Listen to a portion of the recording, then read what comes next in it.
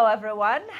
Welcome back to Clave Podcast, where we discuss infection control in beauty and health facilities. I'm your host, Ilana Ralston. I'm here with Brittany Jackson, owner of Klassy Koats in Houston, Texas. And we are going to dive in and talk about some non-negotiables in pedicure facilities. So, if you don't mind, start with introducing yourself. Sure. Hi, my name is Brittany Jackson. As she stated, I am the owner of Klassy Koats, a medical foot and nail spa in Houston, Texas. I got into this industry for my love of self-care, of pampering, manicuring, and pedicuring, but I realized that there was a small group of people, a population that was being overlooked. Those who had troubled hands and had foot issues that could not be addressed in your local nail salon.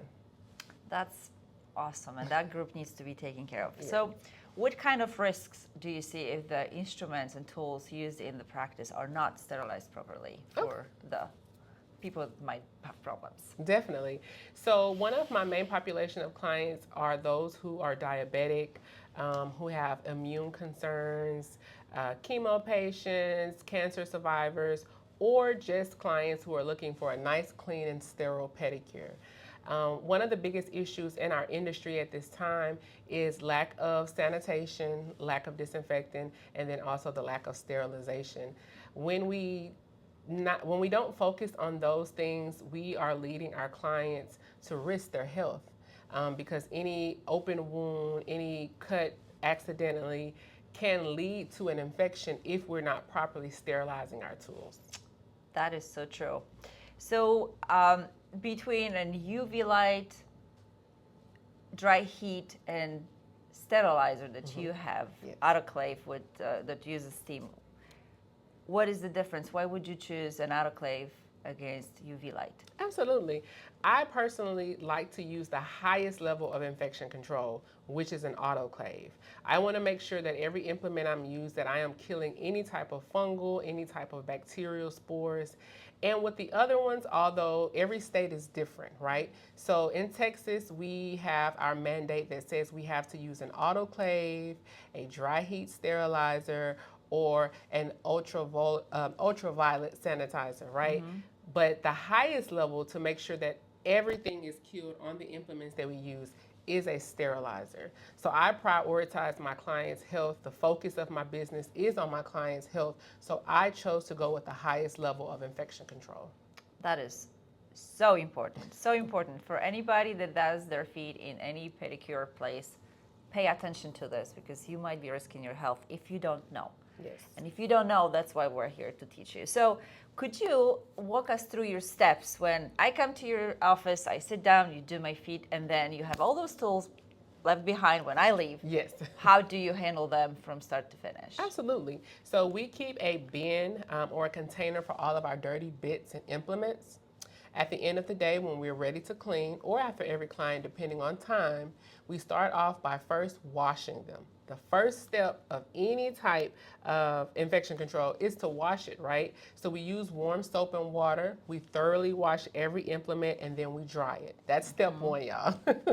Step two is now it's time to disinfect, right? Every EPA disinfectant has a different contact time. The one that I currently use has 10 minutes. So after I dry them, I go ahead and place them in the containers with the EPA disinfectant for 10 minutes. Then I rinse them and then I dry again. The third step and the final step is to go ahead and insert all of my implements inside of the sterilization pouches. I love the pouches because it is a true indicator if yes, they have been sterilized or no, they have not. So after we put each implement and bit inside of the sterilization pack, then I get to use my favorite autoclave because it's my favorite, but I get to use the autoclave and between 7 or 15 minutes, depending if it's wrapped or not, I know for sure my client's health is not going to be at risk. That is so true. So my next question was, do you use any indicators? You kind of answered that. Mm-hmm. So pouches, if you come to the office of any kind, medical, dental, podiatry, podology, if you look at the pouch. So like an envelope that is usually blue on one side and clear on the other. In the corners, on the corners, either it's gas or it's steam. If one of the corners is changed to brown or black, that was in the sterilizer. If it's not, they're just fooling you. So do not fall for that, okay? Yes. Just because if it's in the envelope doesn't mean it was sterilized. Yes. So very clear attention and deep attention to detail might save your infection in your feet that might go into your blood. It sounds scary, but it's true. It's the truth. Yeah, absolutely. Okay, so another question that many people might not know. Are wellness or medical pedicurists in the United States required to sterilize with the autoclave or not? So that's a tricky question. When you are a wellness pedicurist and then you decide to take it up a notch and do an internship with a podiatrist, it is recommended that you use an autoclave, specifically because we are dealing with clients who have, health issues or health concerns, right? They're at risk. But we have to always fall back first to the license. And when you're licensed, every state has its regulations. So first we have to follow state. Like in Texas, this is our book. And in our book, it tells us we have to go by a certain set of rules. But what I like to look at is after you get your license and you become a wellness or medical, you are one step above just having a license. So yes, you would need an autoclave to make sure that you are protecting the health of your clients. If interested in the MBIOS autoclave, visit ninjaclave.com and use code Klassy10 for a $150 discount. If you have any questions, please call or text at 878-220-8346. That is so good. All right. So when your clients come in, when they're visiting any salon, what should they look for to kind of assess if this is a safe and clean environment for them? What do they look for? Okay, so we're going to start out with the simple things first, right? When you come in, you don't want to see a lot of debris, you don't want to see a lot of trash on the floor. That's the first thing I always tell my clients that, are traveling or go to other places. Look at the environment of the salon first. Then as you're getting ready to get your service, is your provider, wearing gloves for their safety?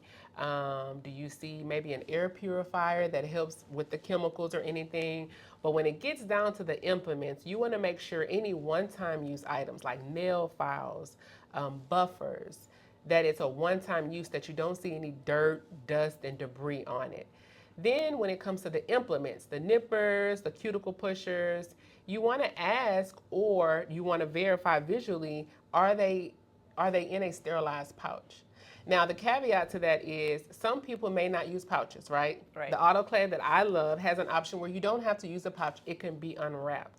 But you still want to make sure that there is no dirt and debris on those items. And don't be afraid to ask, hey, do you guys use an autoclave here? What's your process about cleanliness? How do you clean your tools? There's nothing wrong with asking that because it's your health at the end of the day. That's right. And I will add one more note. If practice uses 7 minutes program, they should not store those. So if you come in and there is unwrapped instruments, they should be coming straight from the autoclave to the working chair. And then those are safe. If they were pulled out of the drawer, you have a right to say, you know what, I'm going to wait 15 minutes and you're going to re-sterilize it, or 7 minutes and you re-sterilize it for me. So I'm fully sure that this is done properly. They might look at you weird, but this is your health, so you do that, okay? Absolutely. Don't be shy. Now, I wanted to ask you if your clients coming into the practice ever ask, hey, what do you do about sterilization? Is there a thought in their head, or they're just not thinking about it? I want to say, I think because most of my clients do research before they come to me, they review my website, they review maybe my social media page, and they see that I'm constantly talking about the cleanliness and the health. But for those who don't and they come in, I do talk to them about that. I like to educate my clients. So sometimes they may hear that noise in the background and they're like, what is that machine back there? I explain to them what an autoclave is, that dentists and doctors use it in their practices, right? So that it is the highest form of infection control, again. But I also just teach them about even home use, if they're going to use things at home, or if they're going to share something with a spouse, how they can disinfect. But here, yes, we do talk about sterilization with our clients, whether they ask or not. That's awesome. All right. Now, do you think, in your personal opinion, that autoclaves should be used in your industry nationwide? Absolutely. Again, I stated right now we each follow a different state board, right? So everyone has their own rules and regulations. But because there have been several issues that have come up over the years where clients are getting some type of bacteria infection or fungal infection, I highly recommend and urge every state board to incorporate an autoclave as a mandatory piece of equipment for nail technicians. Now, being a nail technician, right, and not starting off being medical, just being a licensed nail tech, it is an expense. Right. So that is something that, has to be taken into account for, but I do recommend that for every state. I also want to add, if it's an expense, it's also a write-off. It is we a gotta write-off. think like business owners. We right? have to think like business owners, and I will say this: there are different levels of sterilization, right? Yeah. So for a first time, you are fresh out of cosmetology school, and you really want to do what's best for your clients. You may not have a certain amount, right? Right. Or if you're working in a salon or anything like that, I always tell people, start where you can, but sterilization is important, and start saving for it. Talk to your clients about it. Let them know, hey, I want to provide you the highest level of infection control. I'm going to use all my tips that I received to purchase an autoclave. That's right. Start some type of campaign that you want and desire to have that for them. That's awesome. Yeah. Yep, I do agree. Cannot agree more with that. All right. Any red flags clients should watch when they walk into the nail or foot care businesses? Something that they should be really aware of and maybe back their bodies out of the door. I definitely think clients need to look at the implements. A lot of time when we're getting a pedicure or even a manicure, it's our form of relaxation. Sometimes we close our eyes, sometimes we lay back, sometimes we even go to sleep. But you want to feel pampered, but also you want to feel protected. So you need to look at every implement that's being used. Are they getting something off someone else's cart? Are they pulling something out of a drawer and you see nothing but dust and debris? You want to make sure that every tool that is used on your body, whether it's your hands or your feet, is fully clean and preferably sterilized. So important. Okay, so where can people find you? Sure. So my business is Klassy Koats. I'm Klassy Koats on all platforms, Instagram, TikTok, Facebook. And if you'd love to check out our website, it's at www.classycoats.com. We are so glad that you sat down and talked to us. This is such a untalked about topic. Yes. And we're trying with Ninja Clave to educate and keep you safe as a customer of any pedicurist and any manicurist in the United States. It's a big job.